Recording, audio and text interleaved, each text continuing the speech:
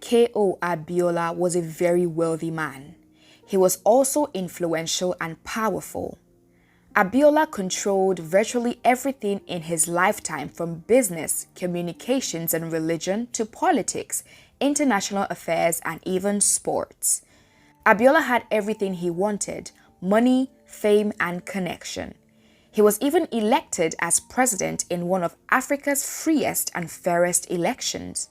However, the election process was nullified and Abiola was robbed of his mandate under enigmatic circumstances.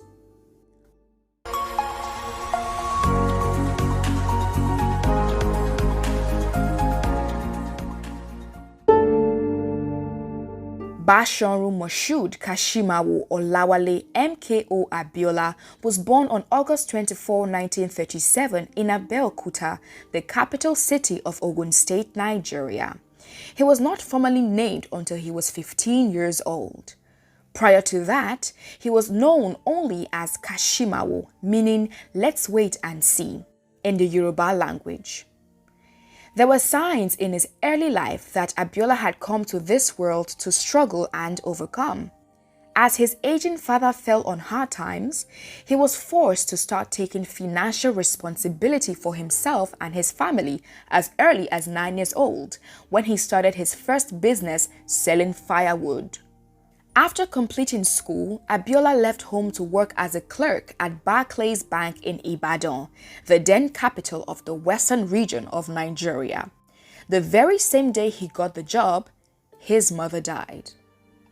Abiola therefore was determined to make a success of himself. MKO Abiola's journey to entrepreneurial success was invigorated by his Scottish university education. On his return to Nigeria in 1966, he was ready to put to practice all that he had learned.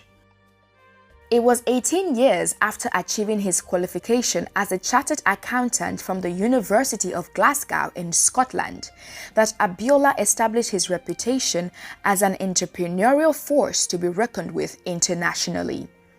In his role as the Senior Vice President for Africa and the Middle East at the International Telephone and Telegraph ITT Corporation, Abiola had gained immense international business exposure and was named International Businessman of the Year in 1988. Abiola's international business achievements were partially responsible for the fact that he was made the head of the Nigerian Stock Exchange in 1990. As a philanthropist, he used his wealth to address some of the challenges he encountered in his early days. He fought his way out of poverty and sought to assist others to do the same. In 1987, he received the highest honor available to a commoner in the Yoruba tribe. He was made the Are Ono Kakanfo of Yoruba land and effectively became the Field Marshal of the Yoruba people. In 1993, Abiola won the presidential primaries of the Social Democratic Party and officially declared his candidacy for the president of the Federal Republic of Nigeria. A week before the presidential elections, he had to go on a national television and participate in a debate with his opponent, Bashir Tofa. He was grilled by members of the opposition party on a number of issues. One of these was his own interest in the oil industry and the management of Nigeria's petroleum sector.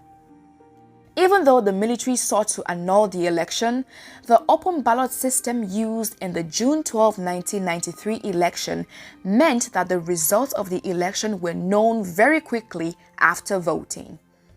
MKO Abiola won in 19 out of Nigeria's 30 states and sought to focus on what the June 12 election meant for Nigeria. Abiola managed to win in states that many would have thought inconceivable for a southerner. His victory in Kano State in the northern part of Nigeria was a measure of the extent to which he had become a bridge. The military head of state, General Ibrahim Babangida, was eventually forced to relinquish power, but rather than handing over to Abiola, Babangida handed power to an interim national government headed by Chief Ernest Shonekan, a British-trained lawyer and businessman from Abiola's home region of Abeokuta. This was met with fierce opposition by well-meaning Nigerians. Even Abiola vilified Babangida for his role in the annulled June 12 elections while he appealed to his supporters to be calm. In 1994, at the inauguration of Nelson Mandela in South Africa, Abiola sat at the seat reserved for Nigeria's head of state. On his return to Nigeria, he formally declared himself as president of the Federal Republic. The military head of state, General Sani Abacha, who had surreptitiously taken power from Shoneka, and his advisors pondered over what course of action to take. It was then decided that Abiola should be arrested for treason. Around 200 vehicles came to his home in Ikeja, the capital city of Lagos State, to arrest him on June 23, 1994. However, before his arrest, Abiola granted an interview with the BBC, his last ever interview.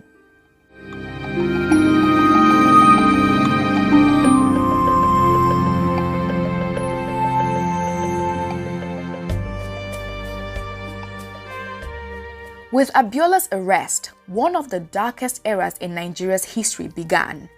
There were mass arrests and even assassinations, especially of those known to support Chief MKO Abiola's presidential mandate. The most alarming incident of this kind was the murder of Abiola's wife, Kudirat Abiola, on June 4, 1996. Abiola remained detained in solitary confinement where he lacked adequate medical care, all in an attempt to pressure him into renouncing his mandate.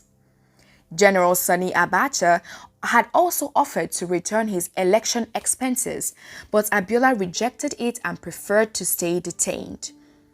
There was international pressure to release MKO and other prisoners, but little from the sources that had pledged to support him. During a meeting with a U.S. delegation headed by Ambassador Thomas Pickering, Chief MKO Abiola collapsed and died. According to mainstream reports, this happened after he had drunk a cup of tea at the meeting. The sudden death of Chief MKO Abiola on July 7, 1998 was breaking news around the world.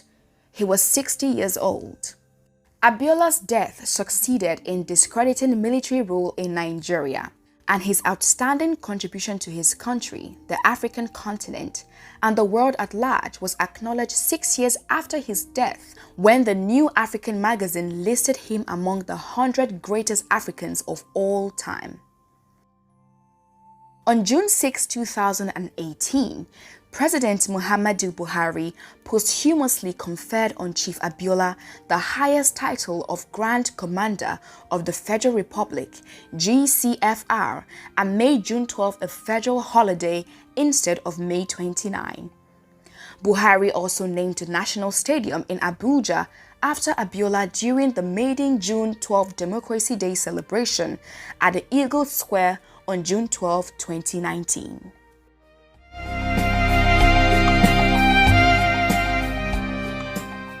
Did MKO Abiola deserve to die in the manner he did? Let us know in the comments.